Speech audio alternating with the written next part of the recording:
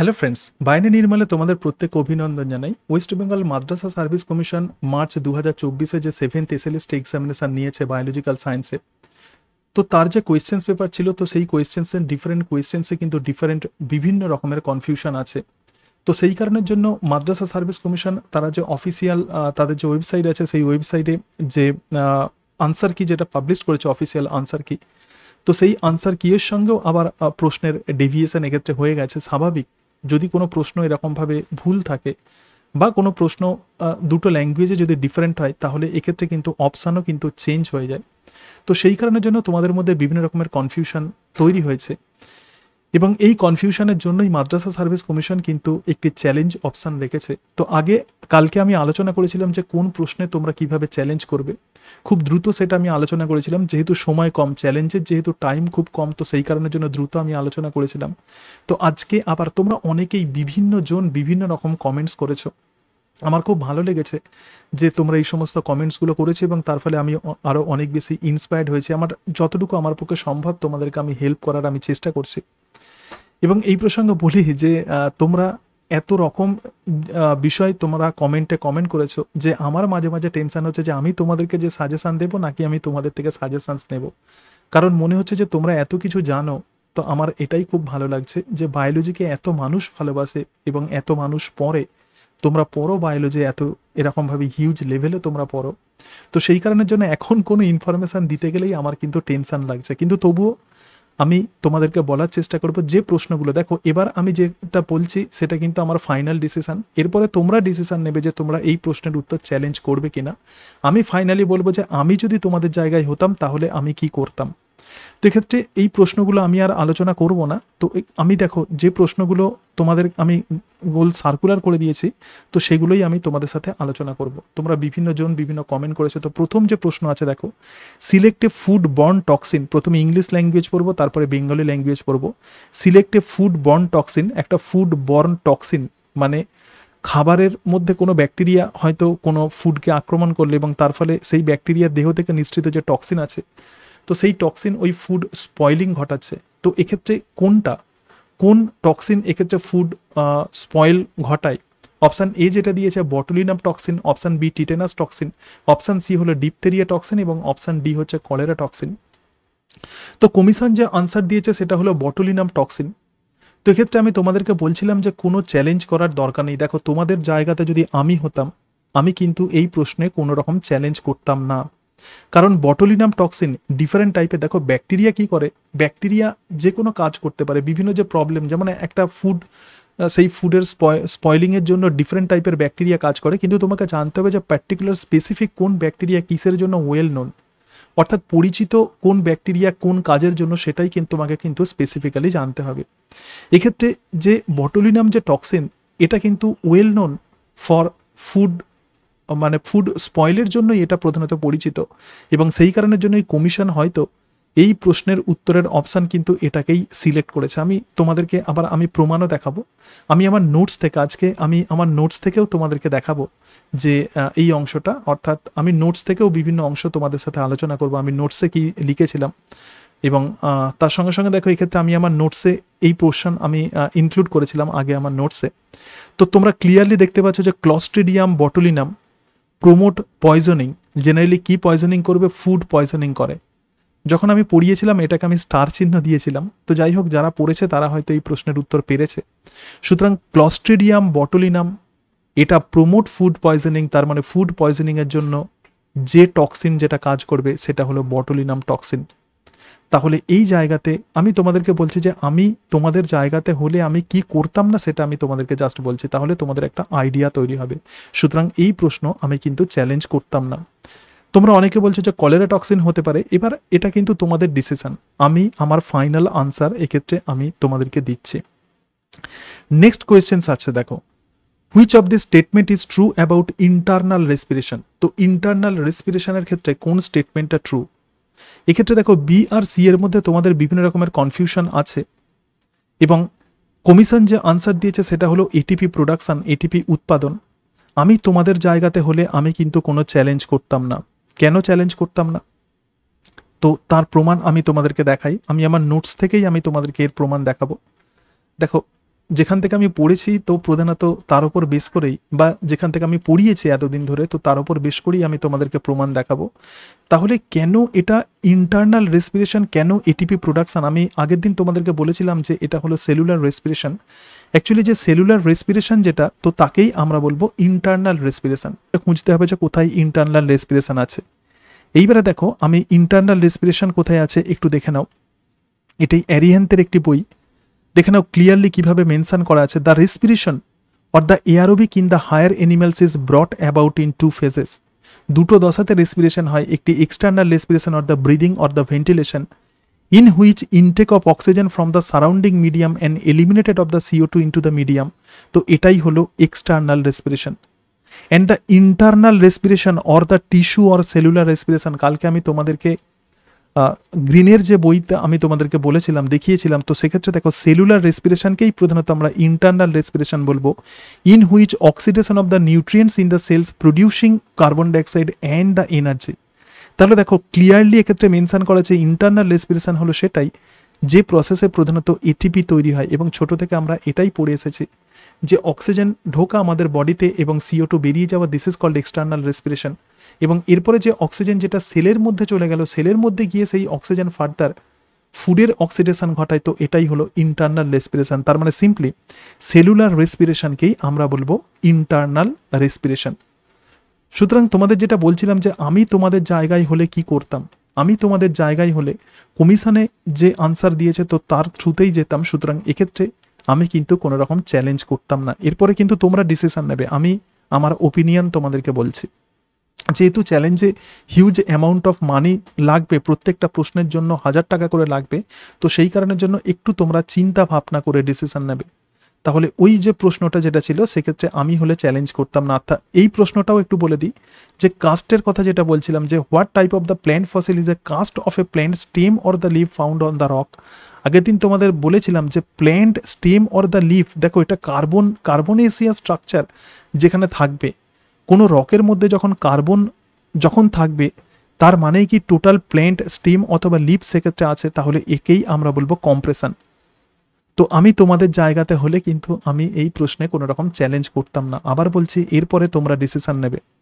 যে প্রশ্নটা প্রচুর কনফিউজড করে দিচ্ছে তোমাদেরকে, তো একদম টার্মিনোলজি আমি তোমাদেরকে দেখাবো, টার্ম তোমাদেরকে দেখাবো, আমি অনেক খুঁজে খুঁজে এটা পেয়েছি। দেখো এক্ষেত্রে paroxysms আর involved in which type of the reaction pertaining to the plant photosynthesis. Plant ফটোসিনথেসিসে অর্থাৎ paroxysm উদ্ভিদ সালোক সংশ্লেষণের কোন ধরনের বিক্রিয়ার সঙ্গে জড়িত, এই প্রশ্নটা কিন্তু টোটালি একটি কনফিউজিং কোয়েশ্চেন্স। এক্ষেত্রে যে অপশান দিয়েছে কেলভিন সাইকেল, গ্লাইকোলাইটিক সাইকেল, কমিশন যে আনসার দিয়েছে সেটা হলো গ্লাইকোলাইটিক সাইকেল, এবং সি যেটা হচ্ছে সেটা হলো গ্লাইঅক্সাইলেট সাইকেল। গ্লাইঅক্সাইলেট সাইকেল কিন্তু টোটালি ডিফারেন্ট, ফটোসিনথেসিসের সঙ্গে কিন্তু এটা কিন্তু রিলেটেড নয়, এবং তার সঙ্গে সঙ্গে ব্যাকটেরিয়াল ফটোসিনথেসিস বা ব্যাকটেরিয়া সালোক সংশ্লেষ। তাহলে অনেকে তোমরা বলছো যে গ্লাইঅক্সাইলেট সাইকেল, কিন্তু প্রশ্ন যেটা দিয়েছে সেটা হলো ফটোসিনথেসিসের সঙ্গে রিলেটেড। তাহলে দেখো কমিশনের আনসার, এবার তোমরা কিন্তু চিন্তা ভাবনা করবে যে কমিশন এই আনসারটা ঠিক দিয়েছে নাকি কমিশন এই আনসারটা ভুল দিয়েছে। তোমাদের প্রচুর কনফিউশন হচ্ছে এই সম্পর্কে। আমি একদম টার্মিনোলজি তোমাদেরকে দেখাবো যে গ্লাইঅক্সাইলেট সাইকেল অ্যাকচুয়ালি কি, এবং গ্লাইকোলাইটিক সাইকেল বলতে আমরা কি বুঝি। গ্লাইকোলাইটিক সাইকেল মানে মানে কার্বোহাইড্রেট যে ক্ষেত্রে ভেঙে যাচ্ছে, তো সেটাই কিন্তু গ্লাইকোলাইটিক সাইকেল। সুতরাং কমিশন যে আনসার দিয়েছে সেটা হলো গ্লাইকোলাইটিক সাইকেল। তো গ্লাইঅক্সাইলেট সাইকেল বিষয়টা কি একটু দেখে নাও। যেহেতু paroxysm আছে, যেটা তোমাদেরকে বলছিলাম এটা টোটালি কনফিউজিং কোয়েশ্চেন্স, তো paroxysm যেহেতু আছে এবং এই paroxysm কিন্তু যে কাজ করবে সেটা হলো গ্লাইঅক্সাইলেট সাইকেল, সেই জন্য তোমাদের জায়গাতে আমি হলে এটাকে কিন্তু চ্যালেঞ্জ করতাম। কিন্তু কেন প্রশ্নটা কনফিউজিং, দেখো আমি দুটো জায়গা তোমাদেরকে দেখাবো, দুটো টার্ম আমি তোমাদেরকে দেখাবো, তাহলেই তোমরা বুঝতে পারবে যে কেন প্রশ্নটা কনফিউজিং। গ্লাইকোলেট সাইকেল, দেখো প্রথমেই যেটা আসছে সেটা হলো গ্লাইকোলেট সাইকেল। প্রশ্ন যেটা দিয়েছে যে দুটো টার্ম আছে, একটা হলো ফটোসিনথেসিস এবং তার সঙ্গে সঙ্গে গ্লাইঅক্সাইলেট সাইকেল, আমাদেরকে এই দুটো টার্মকে ক্ল্যারিফাই করতে হবে। তো এক্ষেত্রে ফটো রেসপিরেশন যে পাথওয়ে আছে, তো ফটো রেসপিরেশন পাথওয়েকে আমরা গ্লাইকোলেট পাথওয়ে আমরা বলতে পারি, বা এটাকে গ্লাইকোলিক অ্যাসিড পাথওয়ে আমরা বলতে পারি। সুতরাং দেখো গ্লাইকোলেট টু ফসফেট বা গ্লাইকোলাইটিক acid 2-phosphate produced by the Rubisco when it oxygenates RUBP cannot be utilized within the Kelvin cycle. তাহলে গ্লাইকোলেট এক্ষেত্রে দেখো আরইউবিপি আছে রাইবিউলোজ বিসফসফেট, তাহলে প্রথমে কি হচ্ছে ফসফোগ্লিসারিক অ্যাসিড তৈরি হচ্ছে এবং ফসফোগ্লিসারিক অ্যাসিডের সঙ্গে আরইউবিপি যুক্ত হচ্ছে, কিন্তু আরইউবিপি একটা ডুয়েল এনজাইম হিসাবে কাজ করে, এটা কার্বক্সিলেশন ঘটাতে পারে এবং তার সঙ্গে সঙ্গে অক্সিজেন এক্ষেত্রে আরইউবিপির সঙ্গে যুক্ত হতে পারে। সুতরাং অক্সিজেন যখন যুক্ত হচ্ছে অক্সিজেনের প্রেজেন্সে, তখন এই রুবিস্কো এনজাইম অক্সিজেনেজ হিসাবে কাজ করছে এবং তার ফলে ফসফোগ্লিসারিক অ্যাসিড বা ফসফোগ্লিসারেট এবং আরইউবিপি পরস্পরের সঙ্গে যুক্ত হয়ে যেটা তৈরি করছে সেটা হলো 2-ফসফোগ্লাইকোলেট বা 2-ফসফোগ্লাইকোলিক অ্যাসিড। এরপরে এই গ্লাইকোলেট থেকে ফসফেট বেরিয়ে যায়, তার ফলে সেটা গ্লাইকোলেটে পরিণত হয়। এরপরে কি হবে, the pathway by which the glycolate two phosphate is further oxidized is further metabolized is described as the glycolate pathway. তাহলে এই পাথওয়েকে কিন্তু আমরা বলছি গ্লাইকোলেট পাথওয়ে, এটা কিন্তু গ্লাইঅক্সাইলেট পাথওয়ে কিন্তু নয়। এরপরে গ্লাইকোলেট এবার পারক্সিজমের মধ্যে বিভিন্নভাবে চেঞ্জ হয় এবং চেঞ্জ হয়ে গিয়ে তার ফার্দার মডিফিকেশন ঘটে, কিন্তু এই যে পাথওয়ে আছে দিস ইজ নট গ্লাইঅক্সাইলেট পাথওয়ে, এটাকে আমরা কি বলছি গ্লাইকোলিক অ্যাসিড পাথওয়ে। এরপরে দেখো, এরপরে গ্লাইঅক্সাইলেট, তাহলে এই টার্মটা আমি তোমাদেরকে দেখাবো গ্লাইঅক্সাইলেট। দেখে নাও যে কমিশন কত চিন্তা ভাবনা করে আনসার দিয়েছে, একটুখানি দেখে নাও। The fats can be synthesized from carbohydrate via pyruvic acid, acetyl coenzyme A and the fatty acid synthesis, but the carbohydrate cannot be synthesized from the fats via this scheme. দেখো carbohydrate থেকে fat তৈরি হয়, কিন্তু fat থেকে কিন্তু carbohydrate তৈরি হয় না। তো এই যে phenomenon, this phenomenon was discovered by Kornberg and the Krebs in 1957 in Bacterium Pseudomonas and described in detail by the Kornberg and the Beavers in 1957. Kornberg এবং Krebs 1957 proposed a possible scheme of the glyoxylate cycle through which the conversion of the lipids to sugar is possible. তাহলে lipid সুগারে পরিণত হয় যে চক্রের মধ্য দিয়ে, তো তাকেই আমরা বলবো গ্লাইঅক্সাইলেট cycle. Proposed a possible mechanism as the glyoxylate cycle through which conversion of the lipid to the sugar is possible. Generally, carbohydrate cannot be synthesized from the fat, কিন্তু গ্লাইঅক্সাইলেট সাইকেলের মধ্য দিয়ে কি হবে, লিপিড থেকে কিন্তু সুগার তৈরি হবে, এটাই কিন্তু গ্লাইঅক্সাইলেট সাইকেল। এরপরে কি হলো, meanwhile Mollenhauer et al. In 1966 described a new organelle which is known as paroxysome. Those paroxysm which contain all the enzymes of the glyoxylate cycle are called as glyoxysome.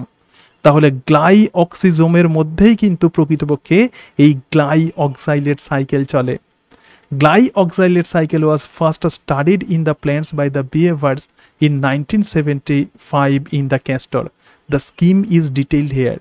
তাহলে দেখো peroxisome কিন্তু different রকমের হতে পারে, যেটা photo রেসপিরেশনে অংশ নেয়, যেটা গ্লাইকোলেটে অংশ নেয় বা গ্লাইকোলেট সাইকেলে যেটা অংশ নেয়, তো সেটা কিন্তু C2 সাইকেলে সেটা কিন্তু পার্টিসিপেট করছে। কিন্তু যে সমস্ত পারক্সিজম এই গ্লাইঅক্সাইলেট সাইকেলে অংশ নেয় তারা কিন্তু স্পেশাল টাইপের পারক্সিজম, তো তাকেই আমরা বলবো গ্লাইঅক্সিজম। এখন কমিশনের ওপর কিন্তু ডিপেন্ড করবে যে এই প্রশ্নের উত্তরে তারা মার্কস দেবে কি না, কারণ এক্ষেত্রে ক্লিয়ারলি দেখতে পাচ্ছ গ্লাইঅক্সাইলেট সাইকেল যেখানে ঘটে তো সেটাই হলো গ্লাইঅক্সিজমে। সুতরাং তোমাদেরকে আবার বলছি, এটা কিন্তু কমিশন কিন্তু ডিপেন্ড করবে যে এই প্রশ্নের উত্তরে মার্কস তোমাদেরকে দেবে কিনা। কিন্তু তোমাদের জায়গাতে আমি হলে এই প্রশ্নের উত্তর তো আমি অবভিয়াসলি চ্যালেঞ্জ করতাম।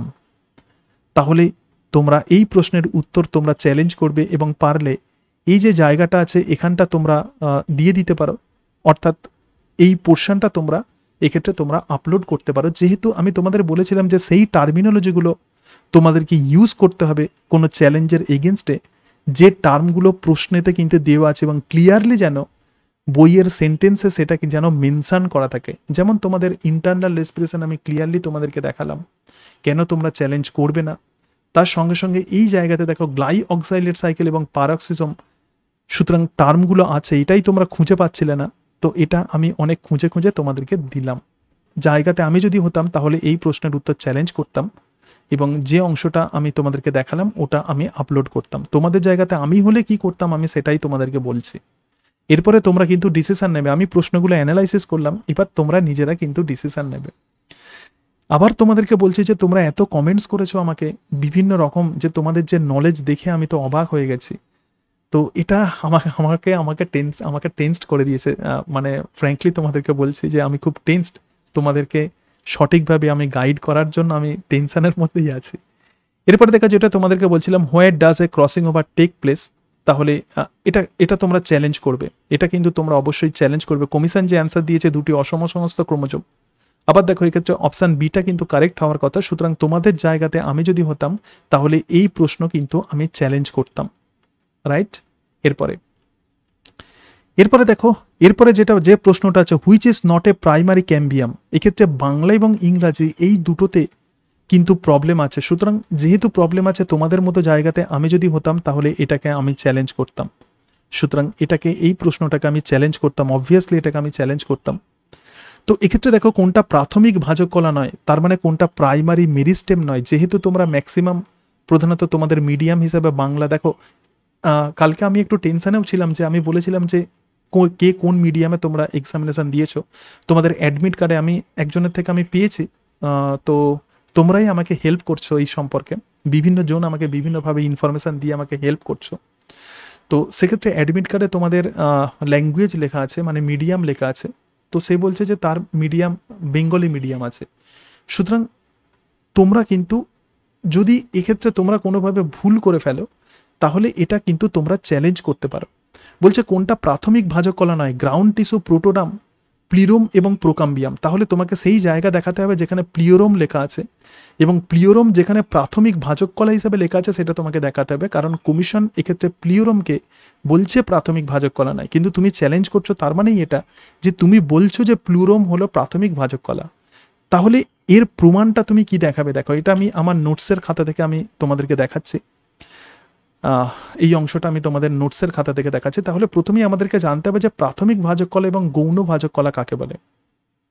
দেখো একদম ক্লিয়ারলি তোমরা বুঝতে পারবে, এটা আমার নোটসের খাতা, আমি যেগুলো পড়িয়েছিলাম তো সেখান থেকেই দেখো আমি তোমাদের বলছি। তো প্রথমেই যেটা আছে সেটা হলো প্রাইমারি মেরিস্টেম। তো প্রাইমারি মেরিস্টেম বা প্রাথমিক ভাজক কলা কোনগুলো হতে পারে? দেখো আমাদের আছে প্রোটোডাম, প্রোকাম্বিয়াম, গ্রাউন্ড মেরিস্টেম এবং প্লিওরোম। এক্ষেত্রে দেখো প্রাইমারি ভাজক কলা হচ্ছে shoot apical meristem, root apical meristem, intrafascicular cambium. It is the only primary meristem which is responsible for secondary growth, right. তো এই অংশটা তাহলে আমরা প্রাইমারি মেরিস্টেম আমরা একটু দেখে নিলাম। সুতরাং প্রাইমারি মেরিস্টেম হলো সেটাই যেখান থেকে অন্যান্য সমস্ত টিস্যু যেখান থেকে তৈরি হবে, তো সেটাই হলো প্রাইমারি মেরিস্টেম। এবার আমরা চলে আসি যে secondary meristem. Primary meristem appears early in the plant life. একদম এক্ষেত্রে দেখো প্রথমেই যেটা থাকে, মেরিস্টেমিক টিস্যু কোনো প্ল্যান্টসের যখন ডিফারেন্সিয়েশন হয়, প্রথমে pro meristem or the embryonic meristem থাকে, এবং এই প্রো মেরিস্টেম থেকে যেটা তৈরি হয় তো সেটাই হলো প্রাইমারি মেরিস্টেম। প্রাইমারি মেরিস্টেমের ফার্দার ডিফারেন্সিয়েশন হয় এবং তার ফলে যেটা তৈরি হবে সেটা হলো প্রাইমারি পার্মানেন্ট টিস্যু, এবং প্রাইমারি পার্মানেন্ট টিস্যুর আবার ফার্দার ডিফারেন্সিয়েশন হয় এবং তার ফলে যেটা তৈরি হবে সেটা হলো সেকেন্ডারি মেরিস্টেম, রাইট। আবার সেকেন্ডারি মেরিস্টেমের আবার ফার্দার ডিফারেন্সিয়েশন হয় এবং এর ফলে যেটা তৈরি হবে সেটা হলো সেকেন্ডারি পার্মানেন্ট টিস্যু, এবং এটাই কিন্তু সেকেন্ডারি গ্রোথ করায়। কিন্তু তুমি চ্যালেঞ্জ করছো যে প্লুরোম কিন্তু প্রাইমারি মেরিস্টেম। দেখো কিভাবে তুমি সেটা প্রমাণ করবে, দেখে নাও। হিস্টোজেন থিওরি যেটা হ্যানস্টেন যেটা দিয়েছিলেন যে 3 জোনস অফ দ্য মেরিস্টেমিক টিস্যু, তো তাকেই আমরা বলবো হিস্টোজেন। তাহলে মেরিস্টেমেটিক টিস্যুর কোনগুলো হতে পারে? যেমন ডার্মাটোজেন হতে পারে। তো ডার্মাটোজেন কিন্তু এক্ষেত্রে প্রাইমারি মেরিস্টেম। এবং তার সঙ্গে সঙ্গে দেখো পেরিব্লেম হতে পারে। হিস্টোজেন থিওরি দেখো 3 zones of the meristematic region. সুতরাং periblem, this layer give rise to cortex and the endodermis. Dermatogen, periblem এবং প্লুরোম, দেখে নাও plerome, this layer give rise to stele which include pith, primary vascular tissue and the medullary rays. তাহলে এখানে যেগুলো দেওয়া আছে সবই কিন্তু প্রাইমারি মেরিস্টেম। যেমন এক্ষেত্রে হচ্ছে প্রোটোডাম, প্রোকাম্বিয়াম, গ্রাউন্ড মেরিস্টেম যেমন আমরা দেখলাম। তার সঙ্গে সঙ্গে এই যে থিওরি আছে যে ডার্মাটোজেন, পেরিব্লেম এবং প্লুরোম, অ্যাকর্ডিং টু হ্যানস্টেনের হিস্টোজেন থিওরি, 3টে জোনস অফ দ্য প্রাইমারি মেরিস্টেমিক যে টিস্যু যেগুলো থাকবে, যেহেতু এদের ডিফারেন্সিয়েশন হচ্ছে এবং ডিফারেন্সিয়েশন হয়ে যেহেতু এই সমস্ত স্ট্রাকচার তৈরি হচ্ছে, তার মানে এদেরকে আমরা ধরে নিতে পারি এগুলো প্রাইমারি মেরিস্টেম। তাহলে ডার্মাটোজেন, পেরিব্লেম এবং প্লিরোম, কোয়েশ্চেন্স যেটা দেওয়া আছে সেটা হলো প্লিরোম। তো প্লিরোম থেকে দেখো একদম সেন্টারে যেটা আছে সেটাই হলো প্লিরোম। তো প্লিরোম থেকেই প্রধানত অন্যান্য স্ট্রাকচার তৈরি হচ্ছে। তাহলে তুমি বলতে পারো যে প্লিরোম কিন্তু এক্ষেত্রে মেরিস্টেমেটিক টিস্যু হিসাবে কাজ করছে এই থিওরি অনুযায়ী। সুতরাং তোমাদের মতো জায়গাতে যদি আমি থাকতাম, অবভিয়াসলি আমি এই প্রশ্নের উত্তর কিন্তু আমি চ্যালেঞ্জ করতাম। তাহলে এই প্রশ্নটাকে আমি চ্যালেঞ্জ করতাম, দুটো প্রশ্ন আমি চ্যালেঞ্জ করতাম। নাম্বার 1 যেটা, সেটা হলো পারক্সিজম, এবং তার সঙ্গে সঙ্গে কোনটা প্রাথমিক ভাজক কলা নয়, তো এটাকে আমি চ্যালেঞ্জ করতাম। এরপরে বিভিন্ন প্রশ্ন আছে, তো তোমরা যেটাতে কনফিউজড হয়ে আছো, প্লাস কালকে আমি ভালোভাবে বোঝাতে পারিনি তোমাদেরকে, তো সেগুলোই আজকে আমি আলোচনা করছি। এবং মনে রাখবে এটা কিন্তু আমার ফাইনাল, একদম ফাইনাল ডিসিশন। তোমাদের মতো জায়গাতে আমি হলে কি করতাম, দেখো এক্ষেত্রে glomerular filtration of the nephron is called the hyper filtration, Tyndall effect ইত্যাদি, এবং বাংলাতে আবার দিয়েছে যে পড়া পরিশ্রাবণ। সুতরাং কেউ যদি অন্যটাকে যদি করে নাও, ধরা যাক কেউ হয়তো ইলেকট্রোফোরেসিস ভুল করে ফেলেছো, তাহলে সে এই প্রশ্নের উত্তর সে চ্যালেঞ্জ করে দেবে। আর কেউ যদি অপশান এ যদি করে দাও, তাহলে তার কিন্তু চ্যালেঞ্জ করার দরকার নেই। আমি যদি অপশান এতে আমি যদি যেতাম, তাহলে এটাকে আমি চ্যালেঞ্জ করতাম না, কিন্তু অপশান বি অথবা অন্য কিছুতে যদি হতাম, তাহলে চেষ্টা করতাম চ্যালেঞ্জ করার, বা নাও করতে পারতাম, একটু ডিসিশন নিতাম। সুতরাং এটা প্রধানত আমার মনে হয় যে সবাই এটা পারবে, কিন্তু এক্ষেত্রে প্রবলেম হয়ে গেছে যে এই ইংলিশ ল্যাঙ্গুয়েজে হাইপার ফিল্ট্রেশন। দেখো একটুখানি আমি আমার নোটস থেকে তোমাদেরকে দেখাই যে এটাকে কেন আমরা আলট্রা ফিল্ট্রেশন বলবো। দেখে নাও, আলট্রা ফিল্ট্রেশনে আগে আমরা চলে আসি। আচ্ছা, রেনিনের পোর্শনটা পরে আসছে, সুতরাং সমস্তগুলো আমি এটা তোমাদেরকে দিয়ে দেব, ঠিক আছে? এই পিডিএফটা আমি তোমাদেরকে দিয়ে দেব। তো এক্ষেত্রে দেখো আলট্রা ফিল্ট্রেশন বলছে glomerular ultra filtration, this is the first step of the urine formation, filter 125 millilitre per minute और 180 লিটার পার ডে। तो filtration under pressure is called the ultra filtration because the protein is not filtered। সুতরাং এই যে term আছে এটাই কিন্তু ultra filtration. যে কোনো ফিজিওলজি বইতে তোমরা এটা পেয়ে যাবে, আমি এটা লিখেছি মারিয়া ফিজিওলজির বই থেকে। সুতরাং এই glomerular ultra filtration actually hyper filtration নয়, এটা যেটা হবে সেটা হলো আলট্রা ফিল্ট্রেশন। সুতরাং ম্যাক্সিমামই আমার মনে হয় যে এটাতে তোমরা চয়েস করে দিয়েছো, কারণ একটি ল্যাঙ্গুয়েজে যদি তোমাদের কনফিউশন হয় তখন অন্য ল্যাঙ্গুয়েজটা তোমরা দেখো, তো সেই কারণের জন্য ম্যাক্সিমামই এটাকে যেহেতু চ্যালেঞ্জ মানে করে দিয়েছো, তো সেই জন্য আমার মনে হয় এটাকে চ্যালেঞ্জ করার দরকার নেই। যারা করেছো তাদের চ্যালেঞ্জ করার দরকার নেই। তোমাদের মতো জায়গাতে আমি যদি করতাম, তাহলে কিন্তু আমি এটাকে চ্যালেঞ্জ করতাম না। এরপরে দেখো যে প্রশ্নটা কালকে আমি তোমাদেরকে বলেছিলাম যে number of the molecule produced in the Krebs cycle is, তো তোমাদের মতো জায়গাতে হলে আমি কালকে বলেছিলাম যে চ্যালেঞ্জ তোমরা এটা করতে পারো। কারোর যদি নাম্বার যদি প্রচুর কম হয়ে যায়, তাহলে সে কিন্তু চ্যালেঞ্জ করতে পারে, এবং এক্ষেত্রে গ্রিনের যে বইটা তোমাদেরকে দেখিয়েছিলাম সেটা তোমরা দিতে পারো। আর কারোর যদি ঠিকঠাক থাকে, মানে ম্যাক্সিমাম দেখছো যে নাম্বার ঠিকই আছে, তো তারা তোমরা চ্যালেঞ্জ নাও করতে পারো। তোমাদের মতো জায়গাতে হলে আমি কিন্তু এটাকে চ্যালেঞ্জ করতাম না। The number of the molecules বলতে এক্ষেত্রে যেটা বোঝাতে চেয়েছে সেটা হলো এটিপি। কালকে আমি তোমাদেরকে বলছিলাম যে এক্ষেত্রে কিন্তু এটিপি মেনশন করা নেই। এই প্রশ্নটা কনফিউজিং কোয়েশ্চেন্স একদম টোটালি, কিন্তু এক্ষেত্রে আমি ধরে নিচ্ছি যে এটিপি, যদি এটিপি হয় তাহলে number of the ATP molecule সেক্ষেত্রে হওয়া উচিত ছিল, তো এটা কিন্তু 24 হবে। একটু আমি আমার নোটসের খাতা থেকে দেখাই তোমাদেরকে। দেখো আমার বায়োকেমিস্ট্রি নোটসের খাতাতে এটা একদম ডিরেক্টলি এটা লেখা আছে ক্লিয়ারলি যে ডিফারেন্ট প্রসেসে সেলুলার রেসপিরেশনের ডিফারেন্ট প্রসেসে কোনটা তৈরি হয়।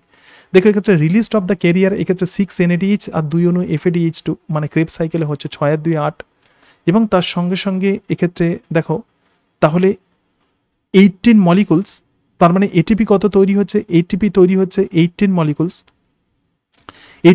এটিপি তৈরি হচ্ছে, কারণ 1 অণু NADH থেকে 3 অণু এটিপি তৈরি হবে, 2 অণু FADH2 থেকে 4 অণু এটিপি তৈরি হবে, মোট 34 অণু এটিপি তৈরি হচ্ছে, এবং 2 অণু জিটিপি তৈরি হচ্ছে, তার মানে 4 মলিকুলস। সুতরাং এক্ষেত্রে আমরা দেখতে পাচ্ছি যে 18 + 4 তার মানে 22 + 2 এটা হচ্ছে 24। তো কমিশন যদি এটিপি বলে দিতে এটা চ্যালেঞ্জের কোনো জায়গা থাকতো না, কিন্তু যেহেতু মলিকুলস বলে দিয়েছে, যাদের প্রচুর আনসার যাদের ভুল হয়েছে, তো তারা এটা চ্যালেঞ্জ করতে পারো। আবার বলছি যে তোমাদের মতো জায়গাতে হলে আমি চ্যালেঞ্জ করতাম না। এরপরে তোমরা কিন্তু ডিসিশন নেবে। দেখো which is the milk digestive enzyme in the stomach of the babies, তো এক্ষেত্রে যে প্রশ্নতে যেটা দিয়েছে সেটা হলো রেনিন। এই যে তোমরা অনেকে বলছো যে এটাকে তোমরা চ্যালেঞ্জ করবে, এটা রেনিন দিয়েছে, RENIN। কেউ যদি ভুল করে, এবং তার সঙ্গে সঙ্গে দেখো কাইমোসিন আছে, এটাকে আমি দেখাবো। এক্ষেত্রে দেখো রেনিন আছে এবং তার সঙ্গে সঙ্গে কাইমোসিন আছে। অনেকেই তোমরা এই সম্পর্কে আমাকে কমেন্ট করেছো, তো আমি আমার নোটসের খাতা থেকেও যেমন তোমাদেরকে দেখাবো, তার সঙ্গে সঙ্গে আমি আমার যে বই থেকে আমি এটা তুলেছি তো সেটাও আমি তোমাদেরকে দেখাবো যে কোন অপশানটা অ্যাকচুয়ালি কারেক্ট হবে। তো এই প্রশ্ন কিন্তু আমি চ্যালেঞ্জ করতাম এবং অনেকেই আমাকে বারবার বলার চেষ্টা করছে, তাদের জন্য আমার খুব কষ্ট হয়েছে। কিন্তু আমি দেখো একটুখানি আমি তোমাদেরকে দেখাই, আমার নোটসের খাতা থেকে একটু দেখে নাও। Rennin, also called as chymosin or rennet, secreted from the peptic or the chief cell, causes coagulation of milk.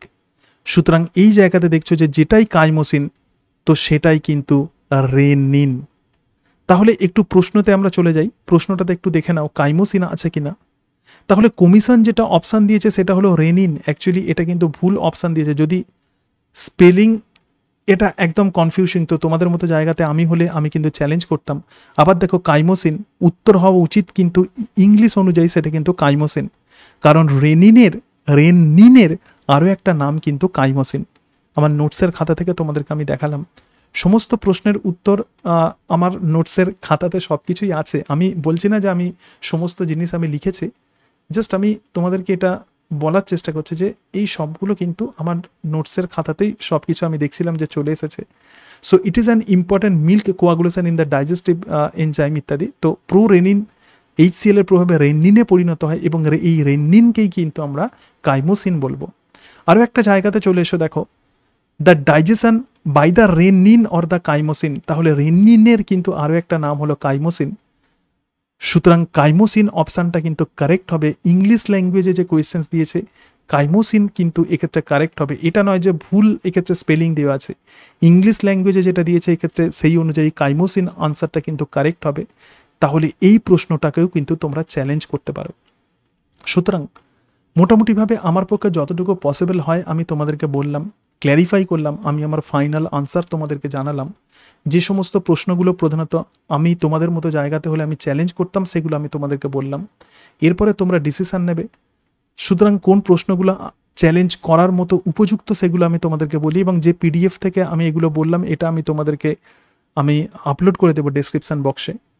তাহলে এই কোয়েশ্চেন্স আমি চ্যালেঞ্জ করতাম, যে প্রশ্নটা চ্যালেঞ্জ করতাম সেটা আমি তোমাদেরকে বলছি। তাহলে একটি কোয়েশ্চেন্স চ্যালেঞ্জ করতাম এবং তার সঙ্গে সঙ্গে দেখো গ্লোমেরুলার ফিল্ট্রেশন, আচ্ছা গ্লোমেরুলার ফিল্ট্রেশন যেহেতু, আচ্ছা ঠিক আছে, একটি প্রশ্ন আমি চ্যালেঞ্জ করতাম।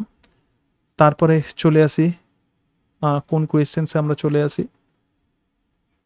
দেখো এই প্রশ্নটাকে আমি চ্যালেঞ্জ করতাম। সুতরাং এই যে কোনটা প্রাথমিক ভাজক কলা নয় এটাকে চ্যালেঞ্জ করতাম। দুটো প্রশ্ন তোমাদের মতো জায়গাতে হলে আমি চ্যালেঞ্জ করতাম এবং তার সঙ্গে সঙ্গে এক্ষেত্রে তাহলে বুঝতে পারছো MCQ লেভেলের যে প্রশ্ন মানে প্রচুর কনফিউশিং আর কি, যে আমরা একরকম উত্তর ভাবছি আবার একরকম উত্তর হয়ে যাচ্ছে। এই প্রশ্নটাকে চ্যালেঞ্জ করতাম, পারক্সিজমের প্রশ্নটাকে চ্যালেঞ্জ করতাম। এটা কিন্তু আবার বলছি যে তোমাদের যে কনফিউশন আছে যে কমিশন কিন্তু ঠিক করে দেবে। যদি কোনোভাবে গ্লাইঅক্সাইলেট সাইকেল যেহেতু ফটোসিনথেসিসের সঙ্গে রিলেটেড এবং glyoxylate cycle is not related with photosynthesis, তো সেই কারণের জন্য তারা এটা নাও দিতে পারে। তাহলে এই যে গ্লাইঅক্সাইলেট সাইকেল তুমি সাপ্লিমেন্টারি তুমি ডকুমেন্টস দিচ্ছ, আবার পারক্সিজম আছে, পারক্সিজম কিন্তু গ্লাইঅক্সাইলেট সাইকেলের সঙ্গে রিলেটেড। সুতরাং এই প্রশ্নটাকে আমি চ্যালেঞ্জ করতাম। এ সম্পর্কে আমি ডিটেলসে ব্যাখ্যা করেছি, আমি আর ব্যাখ্যা করছি না। তাহলে তিনটে প্রশ্ন এক্ষেত্রে চ্যালেঞ্জের উপযুক্ত। তারপরে এখানে চলে আসি যেগুলো চ্যালেঞ্জ করতাম। আচ্ছা ইন্টারনাল রেসপিরেশন কিন্তু চ্যালেঞ্জ করার মতো নয়, রাইট? তারপরে এক্ষেত্রে দেখো ফুড বর্ন টক্সিন, এটাও কিন্তু চ্যালেঞ্জ করার মতো নয়। তাহলে আমার পক্ষে যতটুকু সম্ভব আমি তোমাদেরকে বোঝানোর চেষ্টা করলাম, বললাম যে প্রশ্নগুলো কনফিউজিং আছে এগুলো আমি তোমাদেরকে বললাম। এরপরে তোমরা ডিসিশন নেবে এবং আবার বলছি যে তোমরা এত কিছু জানো যে আমাকে যখন কমেন্ট করছে আমি টেনশনের মধ্যে পড়ে যাচ্ছি যে আমি তো এই বিষয়টা আমি জানি না। একজনের পক্ষে সব কিছু তো জানা সম্ভব নয়, অ্যাকচুয়ালি পড়ার ওপর ডিপেন্ড করে।